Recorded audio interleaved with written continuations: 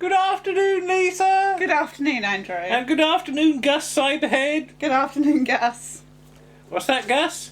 Zzz, zzz. You want to play your xylophone?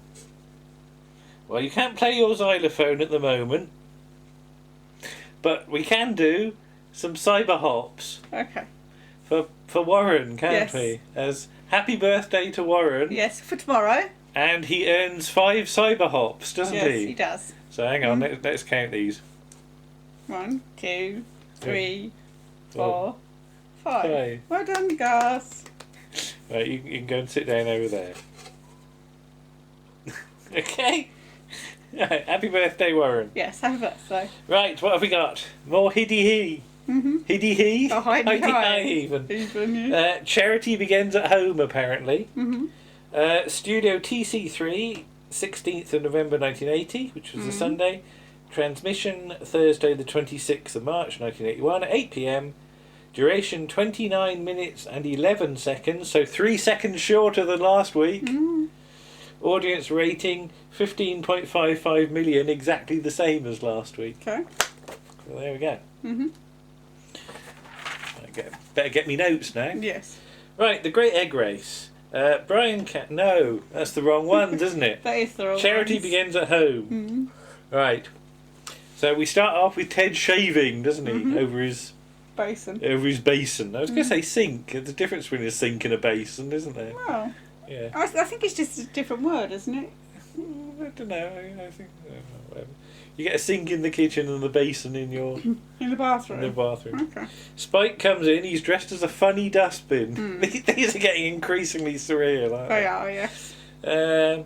He's all messy because he went to breakfast and they kept putting their eggshells and porridge in him. Yes. But at least it wasn't Kipper Day or something. Yes. And he's got a letter for Ted, which is a court order from his wife, His ex-wife. his ex-wife, after alimony. It's a weird word, that.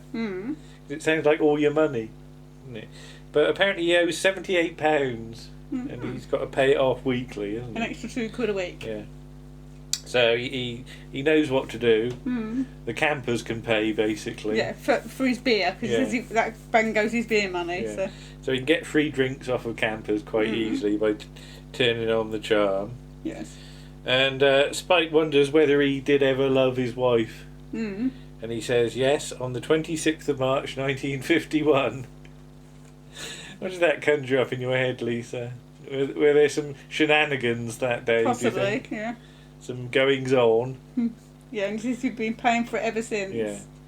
Yeah. Peggy is in Jeffrey's office. And he comes in and she insists that she can do it, can't she?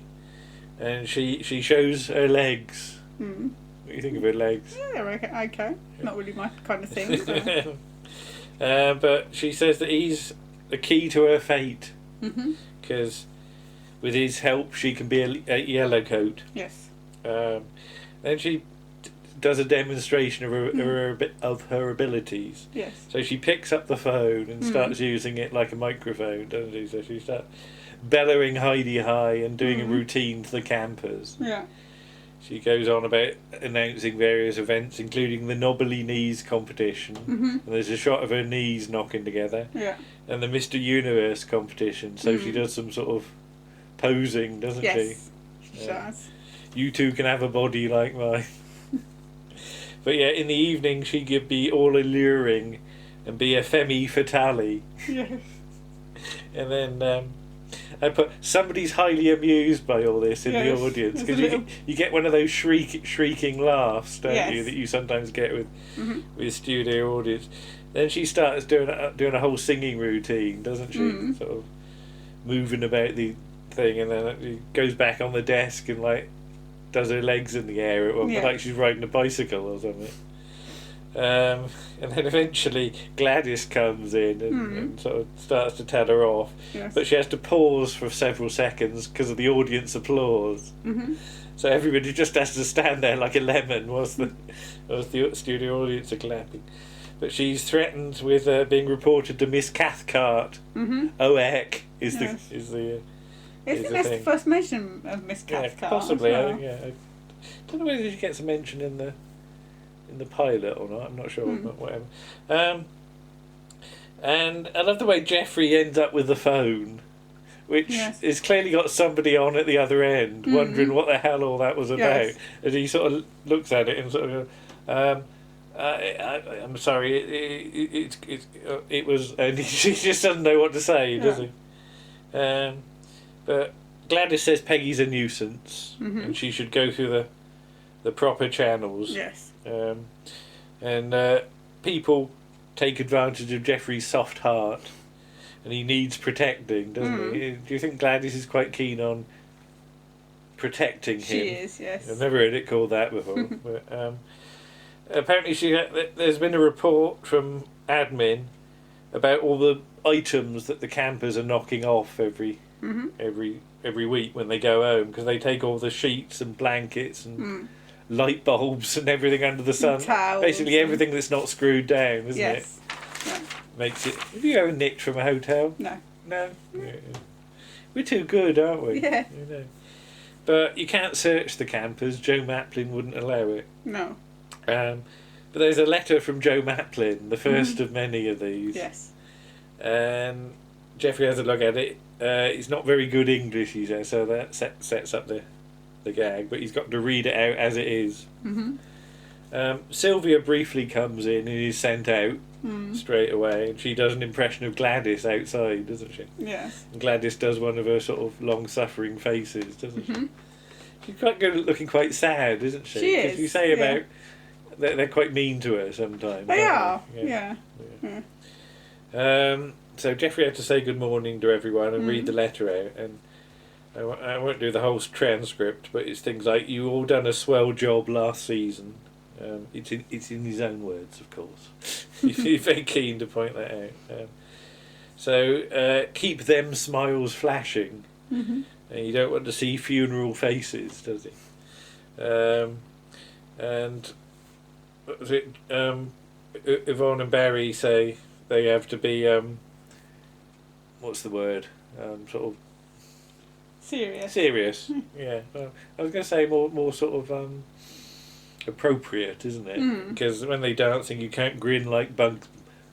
I was going to say Bugs Bunny. Who's Bugs Bunny? Has he got a bung up him? Bugs Bunny. Yes. Him too. Eh? Him too. Him too. Or looks like you're having a nasty smell under your nose, says Fred Quilly, and they point out in his case he probably does. A bit rude. But they've got to ram home the catchphrase that Heidi Hi, which Joe Maplin insists he invented. But Mr. Partridge says it was a mad colonel in the war. Do you know who that is? I've heard the story, but I can't remember who it is. Okay. Yeah. But it's somebody that Jimmy Perry I'd experienced. Yeah, he used to shout Heidi Hi to his troops, and the troops had to shout Hody Ho back. Yeah. And he got court-martialed. But they've got to have Sunshine Smile Day on Thursdays. So they've got to have flashing molars, haven't they? Your molars are your back ones. Yeah. So they got to open them. Sorry, I won't show off me molars. But yeah, this world is a better place with the smile, says Jeffrey, and Ted thinks that would make a good song. So Jeffrey demonstrates how to smile, doesn't he? Yes. And I love the way that even then he managed to display that he's uncomfortable doing it. Yeah. Ted and Spike, meanwhile, have slipped in some vampire teeth, haven't they? So when you get around to them, everybody else smiles, and you get around to them last, and they've got vampire and teeth. Mr. Partridge's opinion is just sod off, isn't it? Mr. Partridge is so good at bringing scenes to an end, isn't he? You know. So Ted and Spike are gonna organise the Amenity Fund. Well, Ted suggests it. Spike goes along. And Spike goes along. The campers have got to put money in a tin, basically, if they're not smiling. And Ted insists that they're the ones that give them a good time, so they should get something for it. So the girl Yellowcoats and Fred are also there with tins. From Ted. From Ted. So Ted hands out a load of tins, and they have to go around and basically get the campers. Have to wave it under their noses and embarrass them in front of their friends. At one point, Jeffrey goes past and everybody has to hide, don't they? Yes. Just like that. And in Jeffrey's chalet, Peggy is there upset about Miss Cathcart, who insists they're not doing a good enough... She's not doing a good enough job looking out for the campers nicking things. But Jeffrey's encouraging to her and says she'll make it one day. And she gives him a big kiss on the cheek, and he's got a girt lipstick mark. I thought that would have been picked up later, but no. I thought somebody would have seen that, but no. Because we then cut to Radio Maplin's, where Gladys is announcing things like the water polo, the all-in wrestling, and the old-time dancing, and she reiterates it's Sunshine Smile Day, and she does a bit of singing, doesn't she? And Mr. Partridge just goes on about noisy sods and blows a raspberry. Do you want to do a raspberry demonstration? No.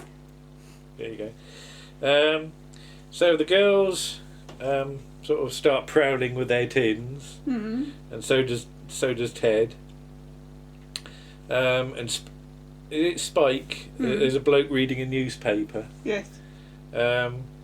Chancellor gloomy forecast, it says, and the bloke's looking fed up. So, and Sylvia gets a bloke with no teeth. Yes. It's quite good. And then we see the couple from the pilot episode again. Yes. Yeah. Who I don't know what the time scale is, because I don't know how this season works. I presume think it's just later in the year. Yeah, I presume it's just like a few weeks later. I don't know. But yeah, they say about they've come again to forget their troubles, and this is the place for it. And unfortunately, shortly, Jeffrey's talking to some other people, and Mary waves the tin under his nose. Yes. Oops. So Ted's totting up, and they've got £12, 3 shillings and sixpence. Fred says he's been putting small fir cones under the saddles to make them uncomfortable. Yvonne and Barry come in and say that Mary's been nicked for waving the tin. They've had nothing to do with it, although Ted points out that they flog 30 shilling dancing pumps for £3. And they go off in a huff. Then everybody starts to scarper, don't they? Yes. And Fred doesn't want anything to do with it because he's going to be a jockey, and he's going to have lumps cut off himself to get the weight down. That reminds me of the thing about going to the toilet in Hitchhiker's Guide to the Galaxy. You have to get a receipt, otherwise it's surgically removed from your body weight when you leave the planet. Okay. Yeah. Spike can't scarper because he lives here, but Ted says he could walk out and come back in again. But yeah, what are they going to say? So, in the office, Jeffrey can't do the bathing baby competition because he's got to have a serious talk with Ted. I think this is the next day now, isn't it? Yeah. And he's got to protect the campers from being... exploited. I thought it said exterminated. That's a whole different episode. Yeah, that's a whole different story. Yeah. But Gladys says about how he's got trouble at home, and then Jeffrey says he's got trouble at home, and Gladys wants to help, but he's all prickly and he won't, he won't bend, will he? No. So Gladys leaves as Ted comes in. Ted offers a fag. He's got 200 from the campers, and he says it's all part of the fund, the amenity fund. It's a charity for more fund. For more fund, for more fun. Because this £12 he's got, he's going to put it on a horse, because it'd be useless trying to share out £12 above amongst 500 campers. Yes. So he's put it as a brief thing about is Jeffrey a communist? Yes. Like selling off Buckingham Palace and the Crown Jewels. But he's put it on the Artful Dodger at Lincoln on the 2:30. Jeffrey still says it's not ethical. Anyway, Spike comes in later, all excited. The horses won at 33-1, so they got £396. Spike's dressing up as funny Robin Hood. Doesn't seem to be that funny, but Ted is cross because by his reckoning, £12 of it is the Campers and the rest is his. So it can get him out of trouble with the wife. Jeffrey's on the phone and somebody wants to see the camp hypnotist. Yes. Something to do with her husband. Maybe her husband should see him. I just quite like these weird cutaways. And stuff Jeffrey has to do. It's all reaction, isn't it? It's all down to Simon Caddell's reaction. The whole thing is just him. Yeah. Ted and Spike come in, and Ted says there's been some bad news. Spike didn't get the money on the horse because his chain broke on his bike, and by the time he got there, it was too late. And you can tell Spike is disgusted at this. Yes. So he gives the £12 back, and they go off. Spike says he hasn't even got a bike. But basically walks off. In a half. Yeah. In the evening, various people are having drinks. Fred wants a pint and Barry wants a pink gin. Jeffrey and Gladys are discussing the situation, but they can't prove anything. But Spike is still cross. Yeah. I like Barry's little thing about 2 stirs and leave it in. 2 shakes and leave it in. I don't know what that could apply to. But, the old camper. I love the way they haven't actually got names. No. It just said old camper. His wife is upset because they were going to Canada for their Elsie who was getting married. And they saved the fare and put it in a teapot and then they had a burglary. The letterbox is tinging. It's the wind. Yes. It's outside wind, isn't it? Yes, it's outside wind. But yeah, everybody sort of knows what, Ted's lied, but they say about, oh, what a pity the chain broke. And Spike says you haven't fooled him, Ted. Don't start, it's not my fault, and your halo's dazzling me. Excuse me. So next day, Jeffrey's lurking with the girls outside, isn't he? And Peggy. And they're going to nick all the sheets and blankets before the... Yeah, and hide them. Grab everything whilst the campers go to breakfast. Peggy's got a whistle, which doesn't make it very stealthy. But... No. And then you get a speeded up film sequence, like it's from Here Come the Double Deckers, don't you? You almost expect them to sort of bounce into each other and fall over and get their arse in a bin or something like that, like Donut. But yeah, Ted's watching this and he's intending to knock off some later, isn't he? So cut to Radio Maplin and it's going home time, and Gladys says book early for next year. They're working out a timetable for the events, and the spaghetti should go on at 12:15 to save on lunch. Yes. Quite like that idea.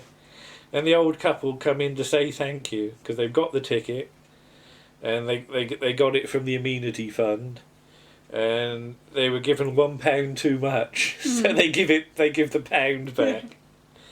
And they said the Pope ought to canonise Joe Maplin, because he's a saint. So Jeffrey says, well done, Ted. And Ted just points at Spike, being his conscience, being his Jimmy Cricket. Jiminy Cricket, yeah, come here, there's more. Should they put this on an official basis, the Amenity Fund? But you'd have to have a word with Ted's wife, ex-wife, because she can't afford it otherwise. But quite a nice one, demonstrating Spike's morality again. Yes. And but Ted doesn't come across very well in this one, generally, does he? No, he's a bit dodgy, isn't he? So. It's just when he won't, at first he doesn't even think about helping the old couple, because he's fairly unsympathetic, isn't he? But yeah, quite a good a character piece again. Yeah. And we're rapidly coming near the end of the season. Yes, we've got one more episode. Yeah, because the disc is confusing, because on the disc it goes into the next season already. Yes. So we shall see that. But we'll do. We do have a publicity video to do for the new podcast, so we'll do that in a few seconds, but I don't know what order I'll put these up in, so that'll be why my shirt is the same. So otherwise, we'll say goodbye, and I'm sure Gus would like to wish Warren another happy birthday. Well, not another happy birthday, the same one, wouldn't you, Gus? He rattles when I do that. I know. Yeah. Okay. And maybe you can play your xylophone. Bye-bye. Bye.